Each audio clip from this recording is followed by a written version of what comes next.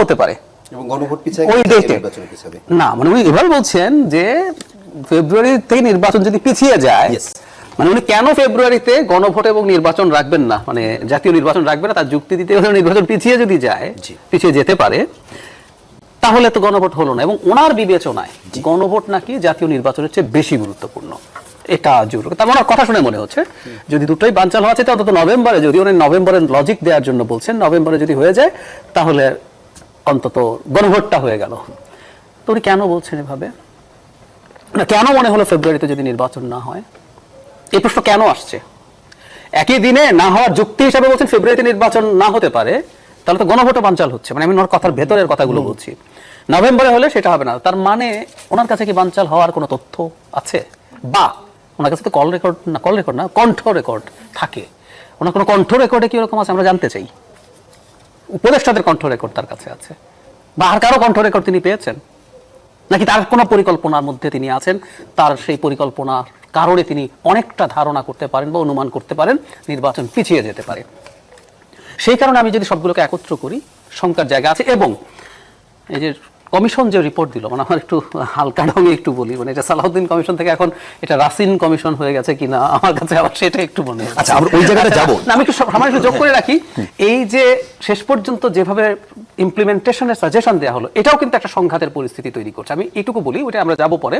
কিন্তু এই যে সংঘাতের পরিস্থিতি, এই সব কিছু যদি আপনি একত্র করেন, একটা ঘোলাটে পরিস্থিতি যখন তৈরি হয়, আমরা যারা শেখ হাসিনার বিরুদ্ধে ফাইট করেছি, তাদের মধ্যে যখন এরকম মারাত্মক রকম দ্বন্দ্ব, প্রতারণার অভিযোগ করা হচ্ছে সরকারের বিরুদ্ধে, বা সরকার বা রেফারি খেলছেন বলে অভিযোগ করা হচ্ছে, তো এই সংঘাত যদি তৈরি হয়, তখন কিন্তু এই ভেতর এবং বাইরের শত্রুরা যারা আছে তারা নিশ্চয়ই তারা ষড়যন্ত্র করছে, সেই ষড়যন্ত্র নিশ্চিতভাবে একটা সিরিয়াস উর্বর ভূমি পাবে। জাহিদ ভাই, আমি আরেকটু ক্লিয়ার হওয়ার জন্য আপনার কাছে প্রশ্নটা আরেকবার করি। সেটা শুধু শঙ্কা করেন নাই, তিনি তথ্যও দিয়েছেন। তথ্যটা কি জন্য আমি বলছি, যে ধরেন আপনি একটু আগে জামাতের নায়েবে আমির ডক্টর সৈয়দ আব্দুল্লাহ মোহাম্মদ তাহিরের কথা বলছিলেন। তাহিরের বক্তব্য কেন প্রধান উপদেষ্টা থেকে আপনার কাছে গুরুত্বপূর্ণ লাগছে? কারণ প্রধান উপদেষ্টা বলছে পরিকল্পিতভাবে বড় পরিসরে নির্বাচন বানচালের চেষ্টা হবে, এটা কেন বড় আপনার আশঙ্কার জায়গা লাগছে না? হ্যাঁ, উনি আগেও, আমি ইনফ্যাক্ট ওনার এই তথ্যটা আমার কাছে নতুন না। এবার যেটা হয়েছে, এবার আরেকটু স্ট্রং, আরেকটু বোল্ড, আরেকটু ডিটেইলড। এই 2 মাস হবে, মানে 2 মাসও হয়নি জাতীয় পার্টির ইস্যুটার সময় একই রকম কথা উনি বলেছেন। সুতরাং উনি এটা বলছেন, উনি নির্বাচন হবেই বলছেন, আবার সতর্ক করছেন সবাইকে।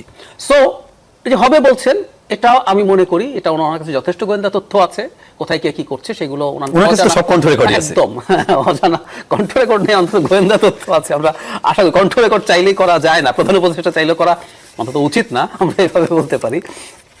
তো যেটা বলছিলাম, তো ওনার কাছে অনেক তথ্য উৎপাত্ত আছে, অনেকগুলো গোয়েন্দা সংস্থার রিপোর্ট আছে, সুতরাং উনি অনেক বেশি ওয়াকিবহাল আমাদের চাইতে, সেটা সঠিক। এবং জনগণকে, এবং আমি ধারণা করি এটা শুধু নিজের না, উনি রাজনৈতিক দলগুলোকে হয়তো এই বার্তা দিচ্ছেন যে তোমরা তোমাদের নিজেদের মধ্যে বিভেদ বাড়িও না।